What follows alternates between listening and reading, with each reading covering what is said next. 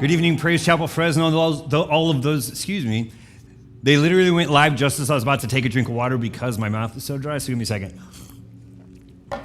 Thank you for joining in, whatever you're tuning in on, whatever you're tuning in at. We just appreciate you guys are here tonight. Remember, we can continue to give our tithes, our offerings, our love gifts via Easy Tithe, a smartphone app you can find in your iStore or Google Play.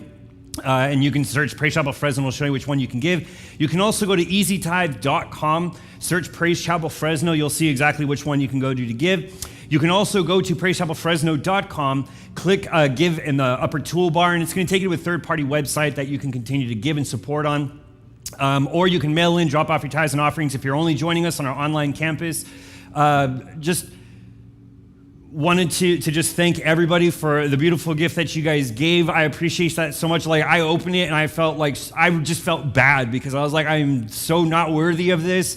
I remember, and see, the thing is, I remember collecting these things for my parents when they were the founding pastors. I remember collecting these things and being so happy of the amounts that were giving to them and stuff. And then I got on the receiving end of it, and then I was just like, no, like, you guys don't have to give me anything, but it was so appreciated. I just love every single one of you. Even if you didn't put into it, I really don't care. I love you anyway. But just so grateful for the gift that you guys gave. 38 years old. I woke up feeling 38. Sometimes I really woke up feeling like in my 50s. Things were creaking that don't normally creak. My hip popped for some reason. But it was a beautiful birthday, a beautiful time just spent with you guys, with friends, with family that we were with. So just so grateful that you guys collected and did that for me. Love you guys. Just thank you so much for it. We're still continuing in the book of Revelations. So I appreciate, for those that have questions like texting later on or just asking, so appreciate that you guys do that because it gives me an opportunity to delve even deeper into specific things with you and kind of go through it just a little bit more in depth so that you guys have a rounded knowledge. I just appreciate that some people don't want to go out there, open their mouths and not understand exactly what they're saying or maybe not be able to answer a question. So texting is fine. If you catch me on Sunday, you can even come in on a Wednesday night, and if you have questions, we'll get them answered right there. But someone had told me, like, Pastor Will, that's a heavy book to take on and break down interpretation. And I was like, yeah, I know. If you guys don't remember, we've been doing this since January. And we have about 4 to 5 books left after we get through chapter 17. So a lot of information coming out, and we're always taking it back to how we interpret apocalyptic style of writing. So most of the questions that come through, I direct right back to that style of interpretation. Who is he speaking to? What is his time frame? You know, these kinds of things. It's an emotional response. Is he going emotional? Is it figurative? Is it literal? Taking those things and bringing it all the way back to there usually answers the questions. But again, if you have any, just shoot them over to me. You can do it on our online, our website. You can shoot a question over. If you have my number, just don't text me anytime before like 7:30 and none time after 9:30, and we're good. So we're in chapter 17. We're going to read verses 12 and 13. And it says, "And the 10 horns that you saw are the 10 kings who have not yet received royal power, but they are to receive authority as kings for 1 hour, together with the beast. They are of one mind, and they hand over their power and authority to the beast." So this is, of course, last week we spoke about the whore of Babylon. That's what she's called. The harlot that comes out and she's riding on the beast. The beast has the 10 horns. And we went through that last week. But this passage, it seems like these 10 kings will govern an alliance in the beginning stages of the tribulation. Because John starts referencing 1 Thessalonians chapter 5. So it appears that these 10 kings will involve 10 nations that are in Western Europe. And they'll sign maybe like a peace treaty during their rule, so they'll all come together. Now, during the tribulation, the situation is going to become far too complex for these 10 kings to manage on their own, so they're going to side with the Antichrist. They're going to come to him, and with their consolidated power, they're going to basically try to align with him, in which case he'll just take over all the authority. So although they're going to align themselves, what their exact identity is, we're not really sure of. But what we do know is that their actions are going to be very clear. So people say, well, what 10 countries in Western Europe? And some people actually bring this back and they say, well, the EU was the beginning of that. I think the EU now has like 53 different countries in it, so that's not possible. But people keep bringing this up, but it's going to be 10 major powers that are going to consolidate. And then whatever's going on during the tribulation is going to be far too complex for them to manage on their own. So that's when they will align with the beast. They join with the Antichrist eventually in war against Christ in the battle alluded to in the 6th and 7th bowls that are dropped out. So those that rise up against Christ and his followers, this is who he's talking about. He's talking about these 10 nations that have all gathered together. This union's going to be short-lived. They're going to decide that the conditions economically and politically are far too critical for them to resolve. So unanimously, they're going to turn over all of their authority to the beast. Because when it mentions this 1 hour, it doesn't mean that they are just in place and power for an hour before the beast takes over. It just means from the time span that John is witnessing. Because again, if you think of a tribulation, a 7-year period, he's witnessing all this in one vision. So when he means an hour, he's just talking about a very short amount of time. They'll rule by themselves together as a conglomerate of union, but then they will go over to the beast after a very short amount of time. So he's not meaning 60 minutes. He's just meaning a short amount of time. Unanimously, they'll turn to him. And in this, they'll end up turning over their power to the beast. The beast will hold absolute sway over the entire empire. Now, throughout all of history, opposition to God's people has always come through a united opposition.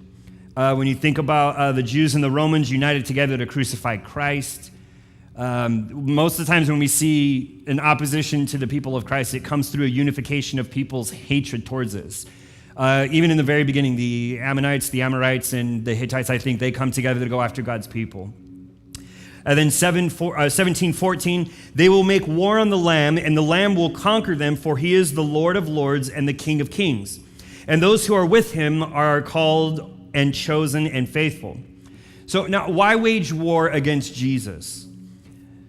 They really don't mention why they just immediately turn and start going after Christians. Now, yes, the beast holds the authority, and he has an agenda to destroy all of Christianity. But even though that sits, we're even seeing it today, with the continued war in Ukraine. There are Russian soldiers that are refusing to fight. There are Russian soldiers that are refusing to do things. This seems like every portion of this militaristic opposition is going to be in agreement to fight against the Christians. Now, we don't have an exact reason, but there are 3 plausible reasons. First, they're influenced by Satan. Pretty easy explanation. They align with the Antichrist. They're now under the satanic powers, so that turns them against the Christians. Secondly, they realize that the Lamb has launched his judgments, and they've experienced what they've experienced. They're essentially blaming all of Christianity. Because, again, like I said, the Antichrist, just as Satan, he knows the Bible. The Antichrist is most likely going to point things out in the Bible and say, see, it's the Christians that caused it because it happened exactly the way they said. But it's not going to be a point to turn people's hearts to God to say this was prophesied way before. It's going to turn them against God. So it's likely that they are coming against the Christians. It's a plausible explanation. They're coming against us simply because they are upset at the ramifications they have had to endure. And the third fact that they hate the followers of Jesus is because we'll refuse to worship the beast. We kind of saw this happen, and I really look into kind of the whole pandemic, and you look at how a sociologic effect on that has been people had turned on each other very quickly in certain arenas. And when you kind of see this atmosphere develop, we can see it's very easy for people not to like people that don't agree with them. I mean, I have that. Like, I have friends that even though I disagree with them, all of a sudden I become an enemy. And I have to remind them, like, we're not enemies. I just don't agree with what you're saying. Like, I'm still your friend. I still love you. But if I have to punch you in the face because you're getting angry with me, then that's what's going to happen. Pastor Will does not condone physical violence. But it does happen. We see quite quickly people that don't agree with us tend to turn, and what? They have a sense of hatred. I was just on the phone last night on a Zoom call with our men. If you're not jumping on our Zoom calls that we have, like our men's Bible study we have at Tuesdays on 7 o'clock, look, you're really missing out on a lot of great things that are happening, a lot of just unification that's going on between us guys. But we're on there, and one of our brothers is talking about, he's facing a constant opposition. And it's coming in a form of almost like jokingly, but you can kind of feel the sense that there's a seated hatred that exists there because they don't agree with you. And so we can see that's going to happen. That could be the most plausible reason, is because Christians will refuse to follow what the beast and what his empire is doing, and that could cause a deep-seated hatred against us. It's a war they've already lost, and in fact is going to bring about their complete desolation. They're going to be destroyed completely, so no skin off our backs. They're rising up against us, and they're going to fall just as quickly. And Jesus returns to earth with those who have been called and chosen out of the world and enabled to be faithful. So there's big talk about this, and there, again, all these like message boards that light up with this stuff, because it talks about them saying, those with him who are called and chosen and faithful. So they're like, there's going to be a specific group that are going to come. I can get into that much later, because that's a whole nother story where they say Jesus will select the people that will come with him.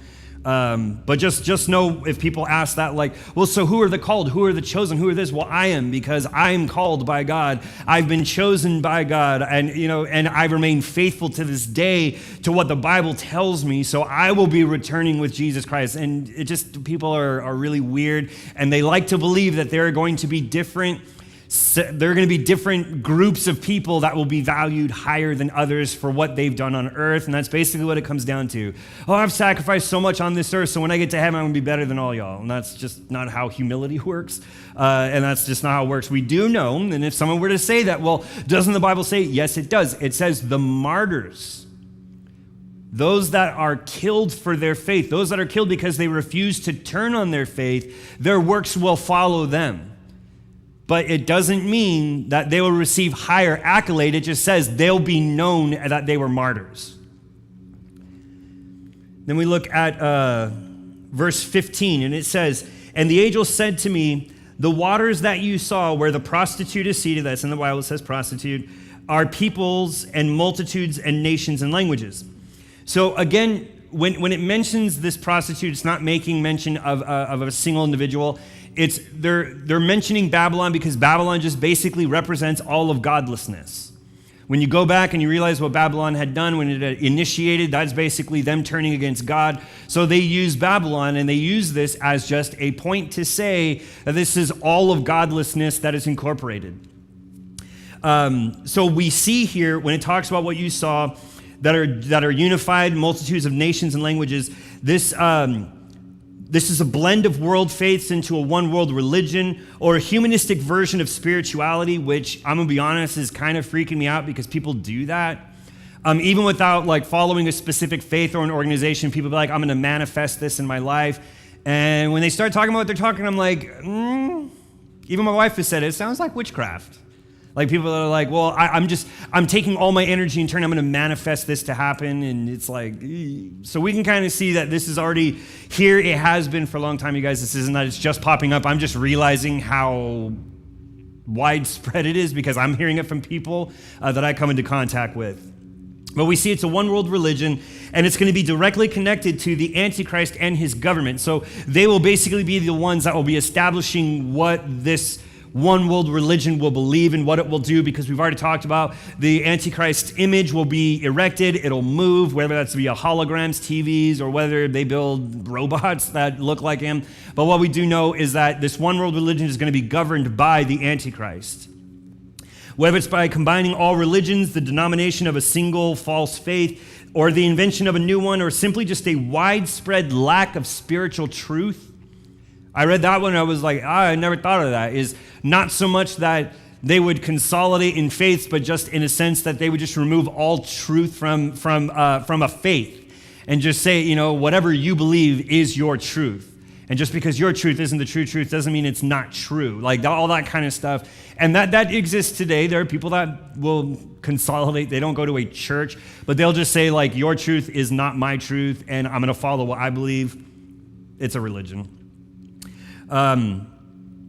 The abandonment of religion that began in the first century with Babylon and all that will grow into a worldwide phenomenon during the end times, and it's only going to get worse, when it should be getting better, because you're witnessing miracles and you're witnessing what's happening. Like, if I were to witness a true miracle, I would sit there and I'd be like, wow, whatever caused that is real. And if you're telling me that you read that in a book that says you can do this, then whoever wrote this book is truly who I want to follow. But instead, what we see here is when they start witnessing the miracles, instead of it turning their eyes to God, they turn their back on him. Verse 16, and the 10 horns that you saw, they and the beast will hate the prostitute. They will make her desolate and naked and devour her flesh and burn her up with fire. Kind of weird because people are like, okay, then it is a person that this is happening to. Why do they hate the prostitute? If they're the ones that she is seated on, why do they hate her? These kings in the Antichrist will then, when this one world religion is developed, so you have these 10 kings consolidate power, give it to the Antichrist, this one world religion exists, and then all of a sudden they're going to turn on this one world religion. It says they will not tolerate any worship of any kind except to the Antichrist itself. It's likely that this religion will begin to gain a loyal following along with the great accumulation of wealth.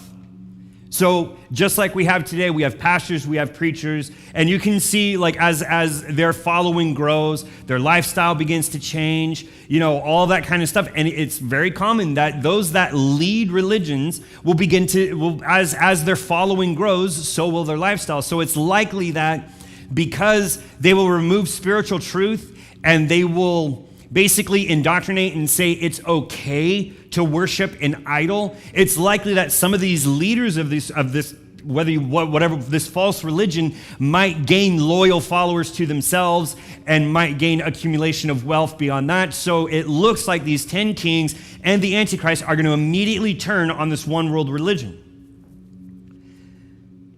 Ultimately, let's see. When they finish her off, they're going to confiscate all the wealth. So once they get rid of it, they're basically going to confiscate all the wealth that has come with it. The violence probably takes place. This violence is most likely going to take place in the middle of the tribulation. Remember, John is now being taken by one of the angels who poured out the bowl, and he's explaining during these times what was happening. So this is already happening, and the angel is just explaining what John saw. So it probably takes place midpoint during the tribulation, so about 3.5 years. Now, once this power has been consolidated, the Antichrist will no longer need the help of this combined religion.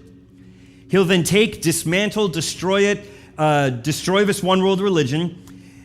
And you know what? This is typical of tyrants, of dictators, and even at some points, politicians.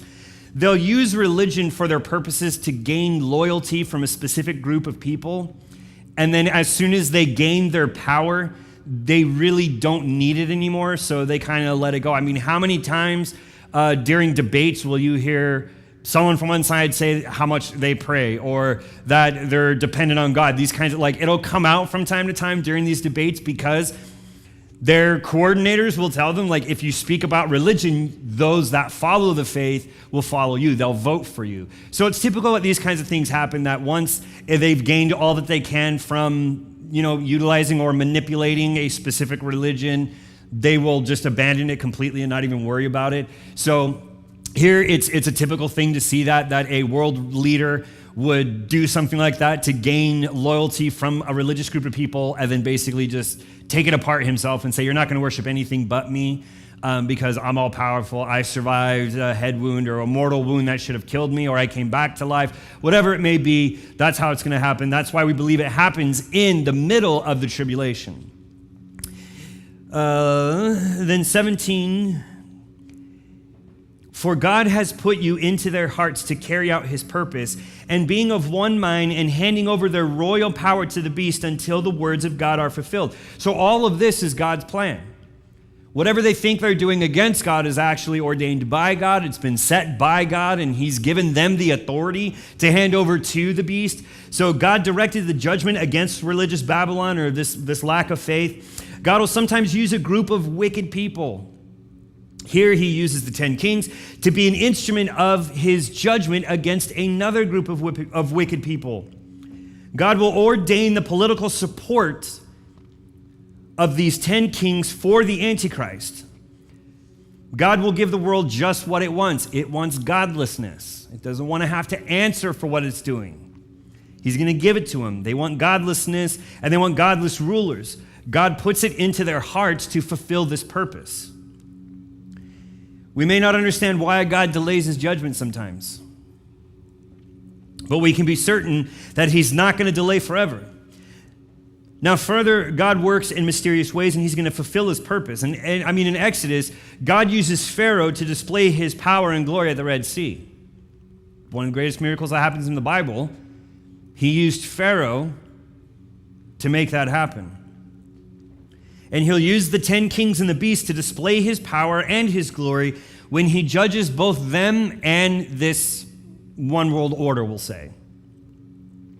Verse 18, and the woman that you saw is the great city that has dominion over the kings of the earth.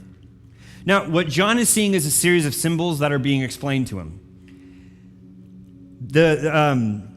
Those are now being explained to John by one of the angels involved in delivering the bowls of judgment. The great city, now typically in the Bible, Rome is called the great city. It's either literal or it's in the Middle East. So when they make this mention of the great city, people often go to it's going to be against Catholicism, but he's not mentioning Catholicism by name. He's just saying the great city. We know that by that definition, he's speaking about Rome, that area, or just in Eastern Europe.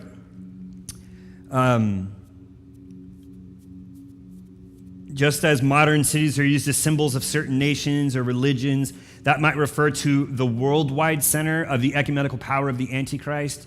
So wherever he's centered at, so people are saying when the angel mentions the great city, he's mentioning Rome. But it's more likely that what he's talking about is he's talking about a central power. So wherever the beast is consolidating his power and running it out of. Some people have even said, that this great city he's talking about, John's not mentioning Rome by name. He's using an interpretation, and Rome would be the greatest city he would know of. So he's just simply using that as symbolism to describe, what he's actually seeing. But again, that one is kind of iffy with me because all the research that I came against, it does look like it's mentioning somewhere in Eastern or in the Middle East. Because most of what I pull from the great city does relate directly back to Rome. But again, we have to take it back to it's the interpretive style for an apocalyptic book. He's trying to explain to those who are reading this, who know the age that they're in, that it's like Rome. It's a great city. It's going to be a great power. It's going to spread all across the known earth. If you were to ask me, Pastor, well, what do you think it means? I'm using apocalyptic interpretation. I would believe this means the consolidation of ecumenical power from the Antichrist. Like where he runs his operations, basically, I believe that's where that's going to happen. So that's chapter 17. Now, chapter 18, I did want to preface this because when I started pulling apart chapter 18, I got really, really, really confused. Chapter 18 is going to further describe this Babylon, the general godlessness, these people, and its demise, but it also seems like they're going to be talking about a different Babylon because they're using different descriptions and they're using different things, and I was like, wait, like, what is this? There's two different Babylons? Or there's what is going on? So I pulled chapter 18 apart completely and then started going back and kind of cross-referencing, so just bear with me for a second. Now, most scholars believe that this is a manifestation of this one world religion, or you have a religion or a satanic faith, and then the other is commercial or material. So one is tangible, one is faith-based. I tend to believe that's what this is. It's talking about two different manifestations of the same organization because one of them seems to be focused on governmental systems and like the economy, political agenda. Like it kind of seems like it's focused more on that. And then the second one it talks about seems like it's talking more about the faith-based, or the lack of faith, we'll call it, the religious-based part of what they believe. So in chapter 18, the context seems to indicate that Babylon here is viewed in its political and economic character rather than the religious aspect. So what we see is chapter 17, Babylon is described as a harlot, a prostitute. It's identified with Rome. Again, not likely the city itself, but just a great city. It's called woman, mother, and, but whore. is guilty of religious abominations and is destroyed by the political power that previously supported her. It's judged midway through the 7-year period of the tribulation. So that's the economic, the political. That's that Babylon it's explaining. Now, chapter 18 Babylon is again described. It's not described as a harlot or prostitute. It's described as a great city. It's identified with a port city. It's identified with a coastal city. And again, it's most likely it's the religious aspect and not an actual coastal city. It's called habitation, great city, marketplace. It's guilty of greed and self-indulgence and is destroyed by a sudden act of God and is judged at the end of the tribulation period. So the economic, the political, seems like it's judged midway through the tribulation, while the religious aspect of it, the spiritual aspect of it, seems to be judged at the very end of the tribulation. I will repeat this when we talk about it next week, just for those that might tune in later.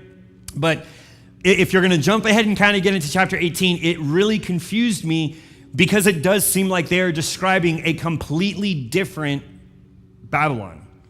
And it really confused me because I was like, okay, there can't be two because it mentions it as a consolidation of power. So if there are two, then there's no consolidation. There are two different organizations. One gives power to the beast, and this one basically does the same thing, but towards the end of the tribulation. But as I kind of pulled that apart, asked some questions, it's likely it's just the manifestation of John explaining what happens to her political power, what happens to her economy, and then what happens to her because of the religious aspect. They follow the satanic religion. So again, I'll repeat the differences again next week, but just for anyone that's going to jump ahead, because some jumped ahead in chapter 17, that's where some of the questions came from. So just if you're going to jump ahead, remember, it is not a different Babylon. It is most likely just another manifestation of what John is seeing and explaining what happens to the religious aspect of this one world order. So we thank you guys for tuning in tonight. Chapter 18 is going to be kind of just as confusing, but we'll try and keep it as super simple as possible.